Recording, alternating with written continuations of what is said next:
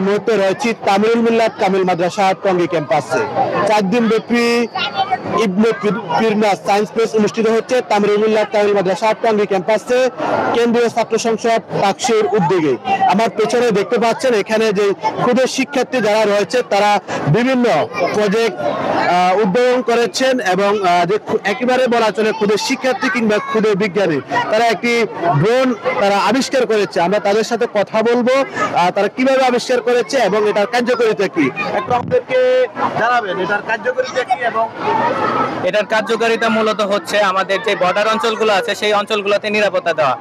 আর আমাদের যে বর্ডার অঞ্চলগুলোতে বা আমাদের যে সমুদ্র পথে যে অন্য দেশের যে জাহাজগুলো আছে, যুদ্ধ জাহাজগুলো আছে, আমরা কিছুদিন আগে দেখতে পাচ্ছি সেন্ট মার্টিনের আশেপাশে যে আমেরিকার যুদ্ধ জাহাজগুলো আছে, তো সেইগুলোকে মনিটরিং করানোর জন্য আমাদের এই প্রজেক্টটা মূলত একটা প্রজেক্টেরই অংশ বা এই সবগুলো প্রজেক্ট একসাথেও কাজ করতে পারে আবার আলাদা আলাদাও কাজ করতে পারে। এই যেমন এই ড্রোনটা আর এই যে রোবোটিক্স কারটা দুইটা একসাথে কাজ করতে পারে, মানে হচ্ছে ভূমি এবং আকাশ দুইটা একসাথে পর্যবেক্ষণ করা সম্ভব। আমাদের প্রজেক্টের নাম হচ্ছে ইয়াহিয়া সিনর। প্রজেক্ট তৈরি করেছে মূলত একজন, কিন্তু আমাদের যে টিম মেম্বার আছে যারা এই প্রজেক্টের তথ্য এবং আরো সামগ্রিক যে কাজগুলো আছে সেগুলোতে সাহায্য করেছে। প্রজেক্ট তৈরি করতে সবগুলো তো হিসাব করা হয় না, যেগুলো আমাদের কাছে টোকেন আছে সেগুলোর হিসাব করলে প্রায় 25,000 প্লাস। এখন পর্যন্ত সহ্য করা হয় নাই, হয়তো বা সামনে করা হবে।